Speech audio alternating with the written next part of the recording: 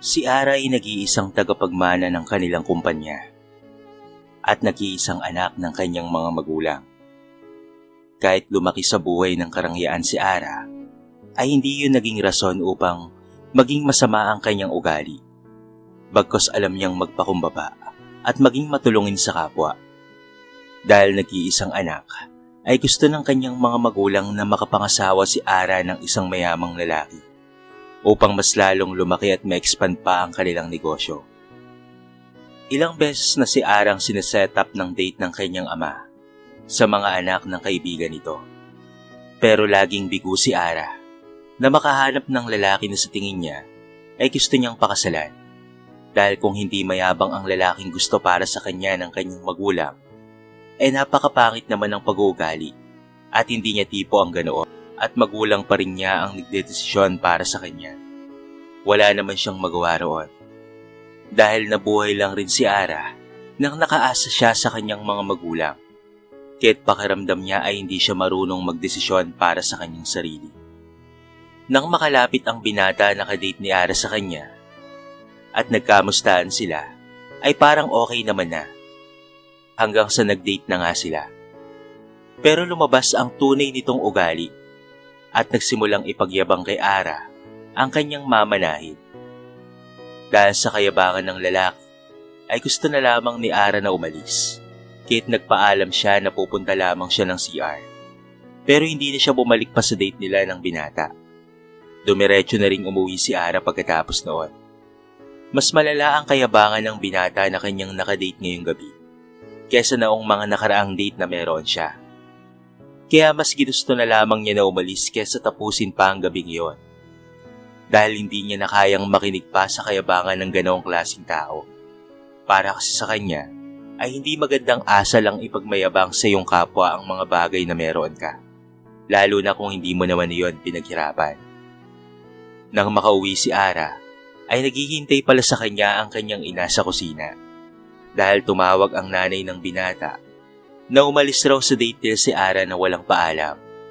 Naghintay ang binata ng 1 oras para kay Ara, pero hindi na ito bumalik pa. Kaya't galit na galit ang magulang ng binata.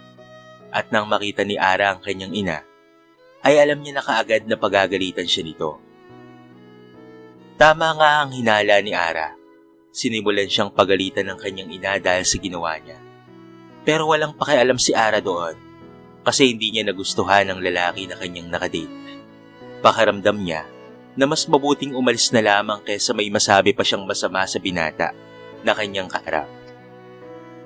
Nakakahiya ang ginawa mo, Ara. Alam mo ba na naghintay si Carl doon sa restaurant for an hour? Nagpaalam ka na pupunta ka sa CR, tapos hindi ka na bumalik pa. Ano ba ang nangyayari sa'yo? Talaga bang gusto mo kaming ipahiya sa lahat? Galit na saad ng kanyang ina. Look, ma'am. Sobrang yabang nung sinetap mo sa akin na lalaki. Mas mabuti pa na umalis na lamang ako kaysa may masabi pa ako sa kanya. Saka deserve niya yun kasi puro yabang lang naman siya. Kala mo naman may nagawa na para sa kanyang sarili na matatawag niyang achievement niya. Aba teka, kahapon nagreklamo ka na pangit ang kadate mo. Tapos ngayon naman nagwapo na ang kadate mo. Ang rason mo naman ay mayabang ang ugali. Tanong ng kanyang ina.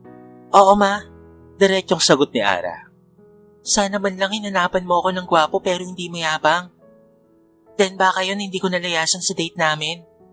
Hindi na pinatapos pa ni Ara ang sinasabi ng kanyang ina at dumiretso na sa kanyang silid upang siya ay magpahinga. Alam niya sa kanyang sarili na hindi matatapos ang kanilang usapan kapag hindi pa siya umalis. Kinabukasan ay nagset muli ng date ang kanyang ina. Hindi man nais pumunta ni Ara pero dahil mahal niya ang kanyang magulang, ay pumunta pa rin siya. Kahit na minabadali nila siya na magpakasal, ay ginagalang pa rin niya ang kanilang desisyon at hinahayaan na mamili ng kanyang mapapangasawa sa isa sa mga kaibigan ng kanyang mga magulang. Kaya kahit napipilitan lamang, ay pumupunta pa rin siya sa bawat date na sinasetap sa kanya. Umaara patungo sa kabilang kalsada, ay may biglang humila sa kanya na binata. Nagulat si Ara at halos hindi makagalaw. At nakita niya na muntika na pala siyang mabangga ng rumaragas ang truck. Ito ay truck na nawala ng preno. Halos 1 segundo na lamang ay talaga namang madadali siya nito. Salamat na lamang at merong nagmagandang loob na iligtas siya. Salamat. Mautal-utal na sambit ni Ara habang nakatingin sa gwapong binata sa kanyang harapan. Sa susunod, miss, mag-ingat ka ha. Maging alerto ka sa mga dinaraanan mo, lalo na sa kalsada. Hindi natin masasabi kung kailan darating ang mga aksidenteng katulad nito. Baka sa susunod ay wala nang makaligtas pa sa'yo. Sad ng binata. Nakatingin lamang si Ara sa binata at nakikinig. Nakaramdam na lamang si Ara ng pagbilis ng tibok ng kanyang puso. Nagpapasalamat si Ara sa binata at kinuha ang number nito upang i-treat sa isang meal ang lalaki. Bilang kanyang pasasalamat, nalaman ni Ara na Lance pala ang pangalan ng gwapong binata na nagligtas sa kanya. Bago matapos ang gabing iyon, napag-alaman ni Ara na isa lamang pala itong security guard sa isang malaking kumpanya. Dumating ang araw na nakita muli ang dalawa. Dahil sa kagustuhan at pamimilit ni Ara na i-treat si Lance sa isang meal, ang kanilang date ay naging maganda ang daloy dahil nag-open up sila sa isa't isa. At naging komportable si Ara dito kay Lance. Hanggang sa hindi niya namamalayan, ay nahuhulog na ang kanyang loob sa binata. Sinubukan ni Ara na pigilan ang kanyang nararamdaman para kay Lance, sa takot na baka hindi ito magustuhan ng kanyang magulang. Pero hindi niya mapigilan ang kanyang sarili at mas lalo lamang nahulog kay Lance. Habang mas tumatagal ang nararamdaman ni Ara para kay Lance, ay sobrang lalim na nito. Ilang buwan ang lumipas at umamin na si Lance kay Ara at formal na niligawan nitong dalaga. Hindi na pinatagal pa ni Ara ang panliligaw ni Lance at sinagot rin niya ang binata pagkatapos ng 2 buwan. Ngayon lamang nakaramdam ng ganoong kasiyahan si Ara. Nakiusap siya sa kanyang magulang. Natitigil na muna siya sa pakikipag-date sa mga anak ng mga kaibigan nito. Noong una hindi siya pinayagan ng kanyang ina. Pero pagkatapos ng mahabang usapan, ay pinayagan na rin naman siya dahil pinayagan naman na siya ng kanyang ama. Ang relasyon ni na Ara at Lance ay tinago ng dalaga sa kanyang mga magulang sa loob ng 4 na buwan kasi kumukuha pa siya ng lakas ng loob kung papaano niya sasabihin na may nobyo na siya. At ang trabaho lamang ng kanyang nobyo ay isang security guard. Alam ni Ara na ang nais ng kanyang mga magulang para sa kanya ay isang mayamang binata upang mas lalong ma-expand ang kanilang businesses. Naiintindihan at nare-respeto ni Ara ang kagustuhan ng kanyang magulang. Kaya natatakot siya na ipakilala si Lance sa mga ito. Natatakot si Ara na baka hindi magustuhan ng kanyang mga magulang ang binata. Hindi rin ito gusto na baka masabihan ng magulang ng dalaga itong si Lance ng mga masasakit na salita. Kilala ni Ara ang kanyang mga magulang at natatakot siya na baka dahil doon ay hiwalayan siya nito. Hindi alam ni Ara ang gagawin niya kapag hiniwalayan siya ni Lance dahil sobrang napamahal na siya rito.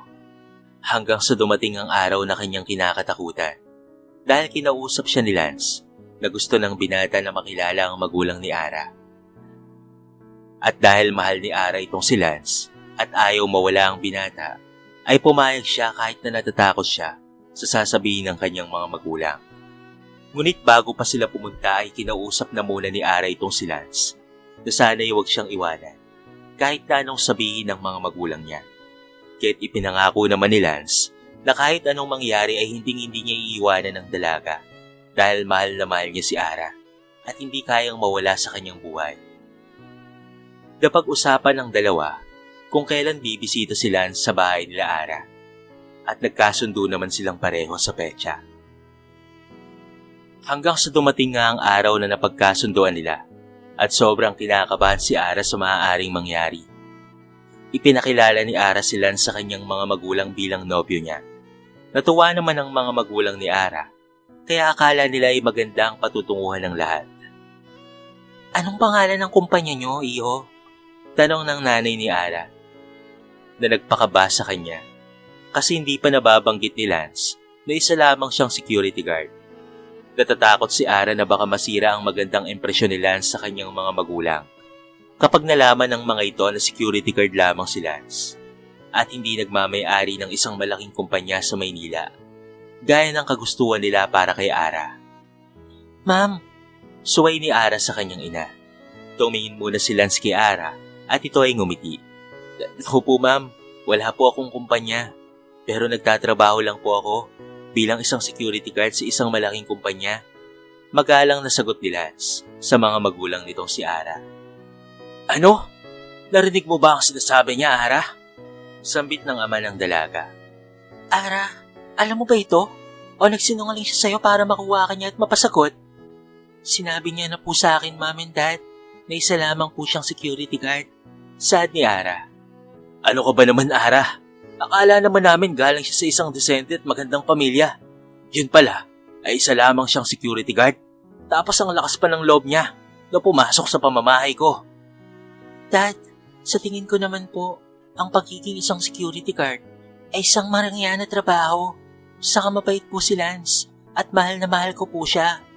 Hindi ka mapapakain ng pagmamahal na yan, Ara.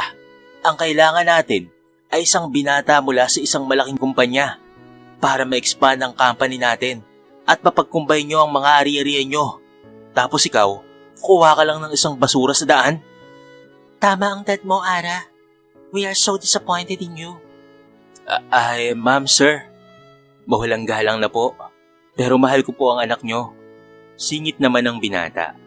Mahal ko rin po si Lance at wala na po kayong magagawa doon, Mom and Dad. Ipinaglaban ni Ara si Lance sa kanyang pamilya. Pero kinaladkad siya ng kanyang ina sa loob ng kanyang kwarto. Samantalang si Lance naman ay pinaalis na ng tatay ni Ara. Pagkatapos ng gabi na iyon, ay nag-usap ng maayos ang dalawa at nagdesisyon na ipaglalaban nila ang kanilang relasyon dahil mahal na mahal talaga nila ang isa't isa. Palihim na nagkikita sina Ara at Lance upang hindi malaman ng mga magulang ng dalaga. Hindi na ganoon sa dati ang relasyon ni Ara sa kanyang mga magulang. Pero wala siyang pakialam kasi grabe nila minaliit at minatamata ang lalaking pinakamamahal niya at ang nagparamdam sa kanya kung gaano siya kaimportante. Nagkaroon ng isang malaking event sa kumpanya ni Ara at kinakailangan niyang sumama bilang nag-iisang tagapagmana ng kumpanya. Ayaw man niyang dumalo, pero para hindi mapahiya ang kanyang mga magulang, ay pumunta pa rin siya.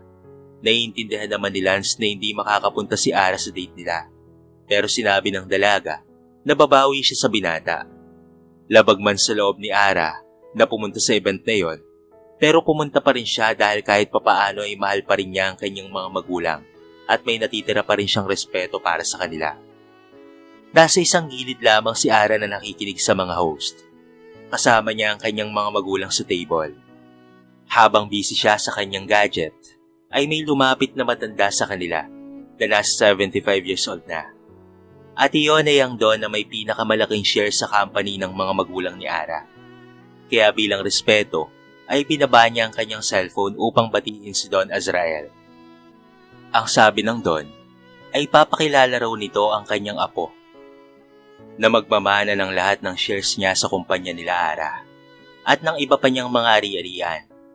Nabigla naman ang mga magulang ni Ara, lalo na't hindi nila alam na may apo pala si Don Azrael. Nakipagkwentuhan muna ito sandali habang hinihintay ang kanyang apo. Nang maya-maya, ay dumating na nga ang binata at lumapit sa kanilang table.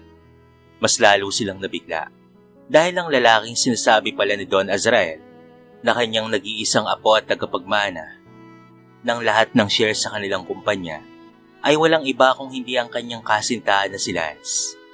Sobrang nabigla ang mga magulang ni Ara at baka siyon sa mga mukha nila. Kung hindi dahil sa lolo ni Lance, ay sobrang daming tanong ni Ara sa kanya at pati na rin ng mga magulang nitong si Ara. Pero lahat ng iyon ay sinagot lahat ni Lance isa-isa. Sobrang laki ng pagsisisi ng mga magulang ni Ara sa kanilang nagawa sa binata. Halos wala silang mukhang maiharap dito. Lalo na't nalaman na nilang sobrang yaman pala nito. At alam nila na oras na mahawakan ni Lance ang shares ng kanyang lolo, nakasalalay sa kamay ng binata ang kahihinat na ng kanilang kumpanya. Kaya humingi ng tawad ang mga magulang ni Ara kay Lance. Hindi naman inaasahan ni Ara na patatawarin kaagad ni Lance ang kanyang mga magulang. Dahil ang mga sinabi ng kanyang mga magulang kay Lance ay talaga namang sobrang pang-aapak at pang-aalipusta. At kahit siya nga mismo, ay hindi niya kaya ang mga salitang binitawan ng mga ito. Kaya't nang marinig ni Ara na pinapatawad kaagad ni Lance ang kanyang mga magulang, ay mas lalo na lamang itong nahulog sa binata. Dahil bukod sa sobrang bait nito, ay marunong din ito ng magandang asal. Kinausap ni Mr. and Mrs. Rivera si Lance na kung maaari ay magbalikan na sila ni Ara. Ngunit nabigla sila nang malaman na hindi pala naghiwalay ang dalawa, na mas ikinatuwa naman ang mga magulang ni Ara. Nakikita ni Ara sa mukha ng kanyang mga magulang na gustong-gusto na nila si Lance para sa kanya, lalo na ngayong nalaman nila na galing pala ito sa mayamang pamilya. Nabigla man si Ara nang malaman ang totoong pagkatao ni Lance, pero hindi naman siya nagalit rito na tinago ni Lance ang totoo niyang pagkatao. Pagkos ay mas lalo lamang niyang minahal si Lance dahil para sa kanya ay hindi ipinagyabang ni Lance ang mga bagay na meron nito. At isa iyon sa katangian ng lalaki na matagal nang hinahanap ni Ara na ngayon ay nakita niya sa binata. Pagkatapos ng gabing iyon ay halos araw-araw na si Lance sa mansyon nila.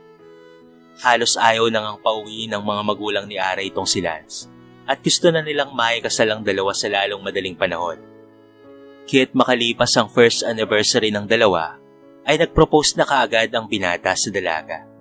Ayaw nang pakawalan pa nila si Ara dahil sobra niya itong mahal at hindi nakikita ang kanyang buhay nang wala ito. Pagkatapos ng mahaba-habang pag-aasikaso, ay dumating na nga ang araw ng kanilang kasal. Hindi makapaghintay si Ara na makipag-isang dibdib sa lalaking pinakamamahal niya. Dahil ang pag-ibig na matagal na niyang hinahanap, ay ngayon ay nasa harapan na niya at hindi na nais pang pakawalan. Kaya't hindi na nagdalawang isip pa itong si Ara na pumayag na magpakasal kay Lance nang tanungin siya nito. Pagkatapos nilang bigkasin ang kanilang mga vows, ay tumingin sila sa pari na nagkasal sa kanila. Hindi mawala ang mga ngiti sa labi ni Ara dahil pagkatapos niyang makipag-date sa maraming lalaki, hindi niya lubos maisip na wala pala sa kanila ang lalaking para sa kanya. Muntikan man siyang mamatay noong unang araw na nagkita sila ni Lance, pero labis niyang ipinagpapasalamat ang ganoong pangyayari dahil doon ay nakilala niya ang binata, ang lalaking magpapatibok sa kanyang puso at ang lalaking kanyang pinakasalan na habang buhay niyang makakasama. Lumipas ang mga araw, buwan na taon, at lalong naging mas matatag ang relasyon ng dalawa at nagsimula na silang mag-take over ng mga negosyo ng kanilang mga magulang. Nagtulungan sina Ara at Lance na mas lalong mapalago ang kanilang kumpanya na pinaghirapan ng kanilang mga magulang na ipinamana sa kanila at maging ng kanyang lolo. Wala nang iba pang hinihiling si Ara sa kanyang buhay na meron siya ngayon dahil pakiramdam niya, siya na ang pinakamaswerteng babae sa mundo dahil meron siyang mapagmahal at maalaga na asawa. At kahit kailanman ay hindi na nais pang ipagpalit ni Ara ang buhay na meron siya ngayon. Hindi nagtagal ay nagkaroon na nga sila ng dalawang supling, isang lalaki at babae.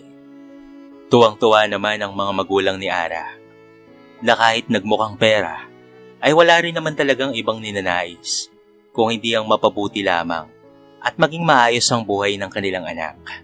Masayang-masaya naman ang lolo ni Lance sapagkat naabutan niya pa ang kanyang mga apo sa tuhod na hindi may tatangking malaki ang pagkakahawig sa kanya noong kabataan niya. Sino nga bang mag-aakala na ang isang security guard ay apo pala ng isang napakayamang tao? Isang matalinong pagpapanggap ang ginawa ni Lance para mahanap at matagpuan ang taong tunay na magmamahal sa kanya nang hindi lang dahil sa kanyang yaman.